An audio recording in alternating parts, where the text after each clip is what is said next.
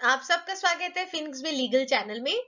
आज हम बात करेंगे स्टे ऑर्डर और ये स्टे ऑर्डर हम किस किस टाइप के केसेस में ले सकते हैं। अधिकतर हम यही सोचते हैं कि स्टे ऑर्डर सिर्फ जमीन के ही जो केसेस होते हैं, जमीन से रिलेटेड जो लड़ाई झगड़े के केसेस होते हैं उसी में ही स्टे ऑर्डर मिलते हैं। लेकिन आज मैं आपको बताऊंगी कि किन किन तरह के केसेस होते हैं जहाँ पे हम स्टे ऑर्डर बड़े अच्छी तरीके से ले सकते हैं। ये सिविल केसेस भी हैं, क्रिमिनल भी हैं, फैमिली लॉ के केसेस है, एडमिनिस्ट्रेटिव केसेस भी है और बाकी तरह के भी केसेस है।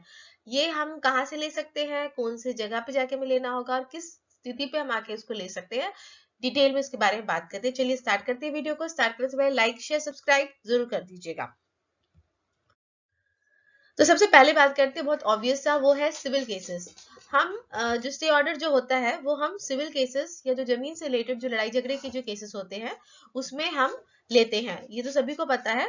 इसमें जो सिविल केसेस की अगर हम बात करें, अगर हम सिविल केसेस को लेकर हम बात करते हैं कि किस तरह के सिविल केसेस की हम बात करें, तो any type of land dispute, मतलब कोई भी तरह का जमीन से रिलेटेड अगर डिस्प्यूट चल रहा है तो उसमें आप स्टे ऑर्डर जो है वो ले सकते हैं।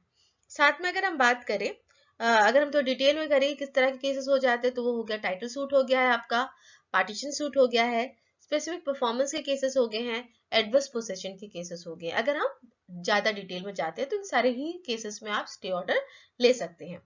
उसके बारे में बात करते हैं मनी रिकवरी केसेस। अब देखिए सिविल केसेस में और एक टाइप का केसेस आता है वो मनी रिकवरी का।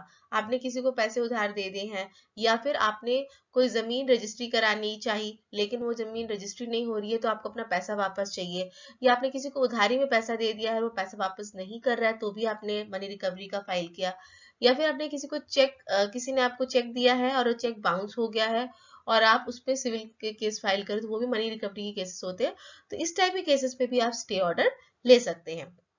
अब सवाल आएगा कि मनी रिकवरी में स्टे का हम क्या करेंगे। देखिए जब भी हम मनी रिकवरी का केसेस फाइल करते हैं उसमें हम अपने पैसे को वसूलने के लिए उस पर्सन का प्रॉपर्टी का डिटेल्स भी अधिकतर डाला जाता है, तो कहीं वो प्रॉपर्टी को सेल ना कर दे, इसके लिए हम उसमें भी स्टे ऑर्डर ले सकते हैं। अब हम आते हैं दूसरे टाइप के केसेस में। अब ये कहाँ कहाँ पे ले सकते हैं आई एम सॉरी। ये जो हम स्टे ले सकते हैं ये हम लोअर कोर्ट में ले सकते हैं, हायर कोर्ट्स में ले सकते हैं, सुप्रीम कोर्ट में ले सकते हैं, और यहाँ तक कि ताल्लुक कोर्ट मतलब अगर तहसीलदार का हो गया, एसडीएम का हो गया, यहाँ पे भी आप स्टे ऑर्डर जो सिविल केसेस के जितने भी टाइप्स है उसमें ले सकते हैं, except money recovery case. Money recovery का केसेस जो होता है वो सिर्फ आप जो आपके जो सिटी सिविल कोर्ट जो होते हैं उसी में आप ले सकते हैं। चलिए अब हम सेकेंड टाइप्स के केसेस में बात करते हैं, वो है हमारा क्रिमिनल केसेस। अब आप बोलोगे क्रिमिनल केसेस में कैसे स्टे ले सकते हैं। जी हाँ, बिल्कुल इसमें भी स्टे ले सकते हैं, लेकिन ये स्टे लेने का जो एक टाइम होता है ये थोड़ा सा अलग होता है। ये कब ले सकते हैं, देखिए जब लोअर कोर्ट ने पनिशमेंट दे दिया है, जैसे कि किसी को फांसी की सजा हो गई है, अब वो जब भी डिस्ट्रिक्ट सेशन कोर्ट में फांसी की सजा होती है वो अफर्म होने के लिए हाई कोर्ट में जाती है। अब वो फांसी की सजा को रुकवाने के लिए कि हमें अपील फाइल करना है या हमें रिवीजन फाइल करना है, तब हम स्टे ऑर्डर लेते हैं। और ये जो स्टे ऑर्डर होता है यूजली हाई कोर्ट या सुप्रीम कोर्ट पे ही लिया जाता है, ये लोअर कोर्ट से नहीं होता है। तो मतलब दूसरी चीज, अगर हम अरेस्ट की हम बात करें, समझिए कोई इन्वेस्टिगेशन चल रहा है पुलिस का और आपको लग रहा है कि पुलिस अरेस्ट कर सकती है, तो आप उस अरेस्ट पे भी स्टे ले सकते हो, लेकिन ऑब्वियसली वो जो स्टे होगा वो बहुत कंडीशंस के साथ में आएगा। और ये भी आप जो ले सकोगे वो सिर्फ हाई कोर्ट पे जाकर या सुप्रीम कोर्ट पे जाकर ही आप ले सकते हो, ये सेशन कोर्ट पे नहीं मिलेगा आपको। अब हम बात करते हैं तीसरे टाइप ऑफ केसेस जहां पे स्टे लिया जा सकता है, वो है फैमिली लॉ के केसेस।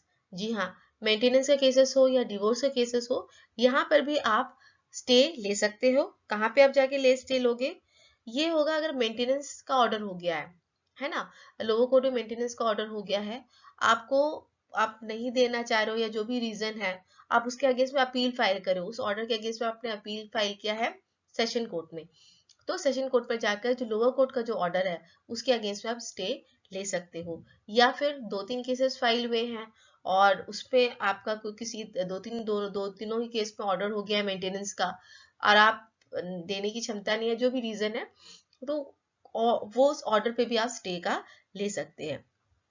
अब बात आती है डिवोर्स के केस में। डिवोर्स के केस में स्टे कहाँ पे ले सकते हैं, देखिए डिवोर्स के केस में जब दो अलग अलग स्टेट में डिवोर्स की केस फाइल हो जाता है, मतलब हस्बैंड एक स्टेट में रह रहा है, वाइफ एक स्टेट में रह रही है, और हस्बैंड ने डिवोर्स का केस फाइल कर दिया है, और वाइफ को भी वो केस को ट्रांसफर करवाना है अपने जहाँ पे रहती है वहां पे, तो वो सुप्रीम कोर्ट पे जाकर जो डिवोर्स की प्रोसीडिंग जो केस कोर्ट में चल रही है वहां पे जाकर वो स्टे ले सकती है। इन द सेंस एग्जाम्पल देकर समझाती हूँ, थोड़ा सा अदरवाइज डिफिकल्ट हो रहा है समझने में। वाइफ केरला की है, हस्बैंड जो है वो यूपी का है ना। शादी होके वाइफ यूपी में आके रही थी, बीच में पति पत्नी के बीच में लड़ाई झगड़ा हो जाता है, वो छोड़ के वापस अपने केरला चले जाती है।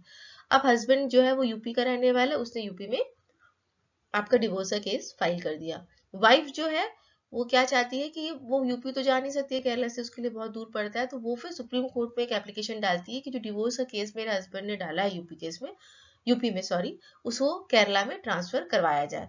तो जब तक ये केस ट्रांसफर नहीं होता है, तो जो डिवोर्स का केस यूपी में चल रहा है उस पर स्टे दे दीजिए, तब वो जाकर वो जो स्टे है वो ले सकती है सुप्रीम कोर्ट से।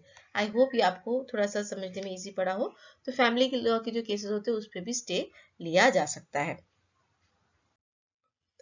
अब हम बात करते हैं कुछ ऐसे केसेस में जो हम ज्यादा सुनते नहीं है उसमें स्टे हुआ है, लेकिन इसमें हम स्टे ले सकते हैं, वो है एडमिनिस्ट्रेटिव केसेस। ये कौन कितने टाइप के होते हैं? एक होता है कैट की केसेस, मतलब जो गवर्नमेंट सर्वेंट है कोई, है ना, उसको अपने नौकरी में कुछ परेशानी हो गई है, उसके अगेंस्ट में कुछ ऑर्डर पास हो गया, उसका प्रमोशन रोक दिया गया, या फिर उसको डिमोट कर दिया गया, या उसको सस्पेंड कर दिया गया है। तो बहुत सारी चीजें होती है जिसके अगेंस्ट में वो स्टे ऑर्डर ले सकता है, उस पर्टिकुलर ऑर्डर जो ऑफिस ऑर्डर जो है उसके अगेंस्ट में वो स्टे ऑर्डर ले सकता है। ट्राइब्यूनल के जो केसेस होते हैं, जैसे आर्म्स ट्राइब्यूनल हो गया, या फिर आपका इन्वायरमेंटल ट्राइब्यूनल हो गया है, बहुत सारे ट्राइब्यूनल्स होते हैं, वहां पे भी जाकर आप स्टे ले सकते हो कोई पिछली या निचली अदालत के ऑर्डर्स पर। फिर आता है मैंडेमस के केसेस। ये जो मैंडेमस के केसेस होते हैं कहाँ पे होते हैं? ये आपके यूजली हाई कोर्ट में होते हैं। इन मैंडेमस के केसेस के बारे में मैंने एक डिटेल वीडियो बनाया है जो आई बटन पे डाला गया है, शॉर्ट में बता देती हूँ। मैंडेमस केसेस वो होते हैं, आपने फॉर एग्जाम्पल कोई एप्लीकेशन दिया तहसीलदार को, समझिए म्यूटेशन कराने का एक एप्लीकेशन दिया तहसीलदार जी को, तहसीलदार जी ने वो एप्लीकेशन को लेके वो बैठे हुए हैं, कुछ कर नहीं रहे उस पर, मतलब कुछ भी नहीं कर रहे हैं, 6 महीना गुजर गया, साल गुजर गया, एप्लीकेशन पे कुछ नहीं कर रहा है, मतलब वो अपना काम नहीं कर रहा है तहसीलदार या कोई भी गवर्नमेंट सर्वेंट। तो उसे से अपना काम करवाने के लिए अब हाई कोर्ट में याचिका डालते हो, जो मैंडेमस की एप्लीकेशन जिसे बोला जाता है, तो उस पे भी फाइल करके आप स्टे ले सकते हो, है ना। ये भी एक वही कहाँ पे होता है? यूजली हाई कोर्ट और सुप्रीम कोर्ट, यहीं पे जाकर आप जो एडमिनिस्ट्रेटिव केसेस जो होते हैं वहां पे आप स्टे ले सकते हो। बात अगर हम कैट की करें, सेंट्रल एडमिनिस्ट्रेटिव ट्राइब्यूनल है, आप सेंट्रल एडमिनिस्ट्रेटिव ट्राइब्यूनल में भी स्टे ले सकते हो। ट्राइब्यूनल जितने भी ट्राइब्यूनल है वहां पे भी आप ले सकते हो। अगर आप मैंडेमस की हम बात करते हैं, तो मैंडेमस का जो स्टे जो होता है वो सिर्फ हाई कोर्ट या सुप्रीम कोर्ट में ही होता है। अब लास्ट जो और किस किस टाइप के जो केसेस है जहां पे हम स्टे की याचिका डाल सकते हैं। बहुत सारे एडमिशन का केस होता है कॉलेजेस में, आपका वेटिंग लिस्ट में नाम आया, आप गलत कारणों से आपका वेटिंग लिस्ट में चला गया, लेकिन एडमिशन का प्रोसीडिंग चल रहा है, आप उसको रुकाना चाहते हो या अपने लिए एक सीट बचाना चाहते हो, तो उस पर भी आप स्टे ले सकते हो। कोई इंटरव्यू हो रहा है जॉब के लिए, है ना, आपको पता चला है कि कुछ धांधली हुई है या फिर कुछ करप्शन हुआ है या गलत पेपर आया, जो कुछ भी है, उस इंटरव्यू के रिजल्ट पे भी आप स्टे ले सकते हो।